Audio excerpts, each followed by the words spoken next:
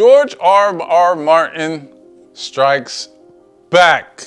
Yes, thank you. I did a video last month on how bad House of the Dragon was. And it's funny. I had mentioned all the little plots that messed up, well, not all the little plots, you know what I'm saying, but spoiler warning, in that video, I mentioned a couple of situations with characters that I felt like down the line was just going to mess up the ending of the show. And I was right, because George R. Martin, in his blog, which was later deleted, maybe because of the Warner Brothers execs, knocked on his door and was like, yo, you're messing up for us.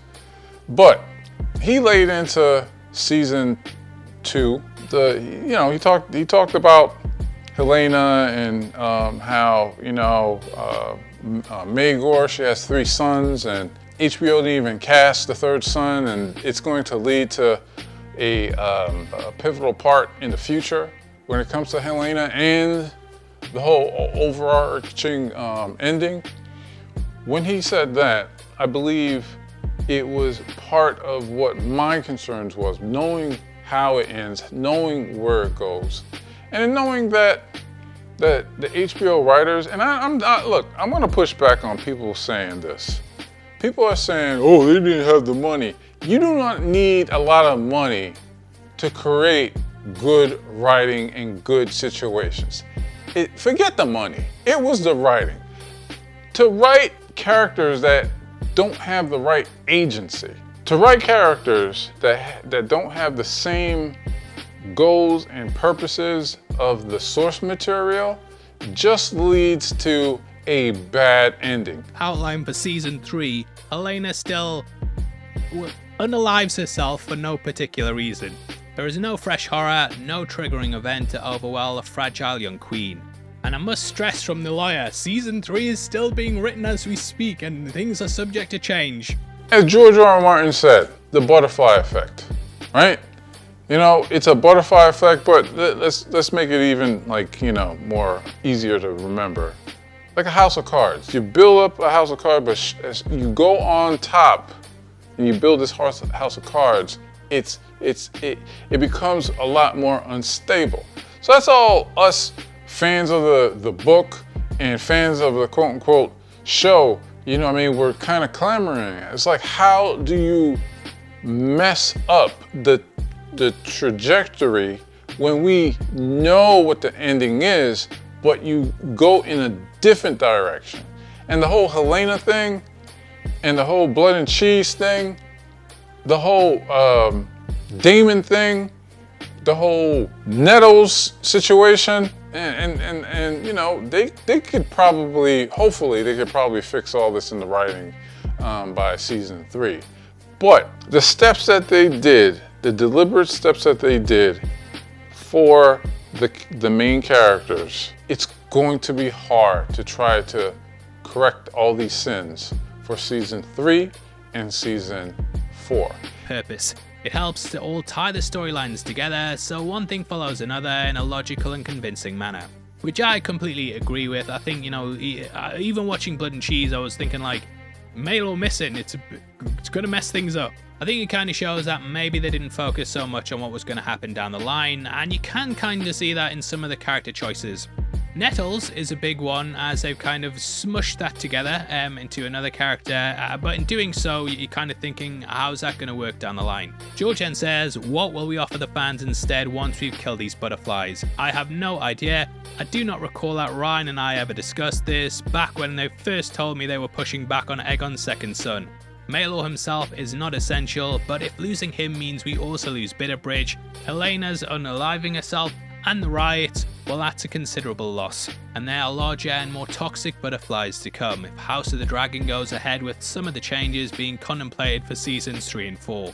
And I'm tired of people pushing back, oh, if you don't like the show, watch. Oh, the book is different from the show. You idiots, right? This is my message to those fans and also HBO. HBO, Warner Brothers, you are spending millions and millions of dollars for these shows. You have to get it right, or that is millions and millions of dollars down the drain that in the future people will not invest in whatever book adaptations that you created from the George R. R. Martin franchise.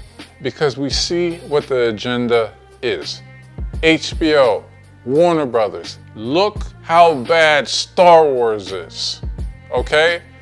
Look and learn how bad Star Wars is and understand that their mistakes, millions and billions of dollars wasted, could be also y'all at HBO and Warner Brothers. Some people watching this or seeing the news with George and saying, dang, George just needs to go ahead and be quiet and finish the books. Like, I've seen some people say that. And I get also that he is the one who signed over his stuff and his work to HBO or whatever. But at the same time, I understand his frustration, right? Especially if the book is right in front of people or right in front of these showrunners and all they have to do is open it up or call him, you know? But, and on top of that, George has expressed that he understands that things have to be changed for TV, like it just is what it is, budget constraints or whatever. But and in one of the previous videos he did speak about like what he considers legitimate changes and what he does, like changes that he doesn't consider to be legitimate. So there's already that understanding. But at the same time, I just understand his frustration of like, this is my work, y'all, and I gotta sit here and smile while y'all are butchering it, while HBO or whoever, the showrunners, are butchering it. Listen to the fans. Make Ryan Condal and I forgot who the other female executive. I forgot her name at this point. Make them stick to the script. No more hidden agendas. No more, activism in the arts. Period. We just want good content. George R. R. Martin has a finished story. Unlike the last show, Game of Thrones, where he didn't have an ending, we have an ending to the Dance of the Dragons. We have an ending to that. So just stick to the basics. Keep it simple, stupid. I don't want to hear nothing about no budget when it comes to dialogue and putting people in situations. Don't give me that you couldn't afford no 2-year-old to play. You gotta CGI a darn 2-year-old with, you know what I'm saying? Put a blonde wig on that person. You know what I'm saying? And give Helaena that third kid. You did not have to give Alicent just this messed up character, this dumb character.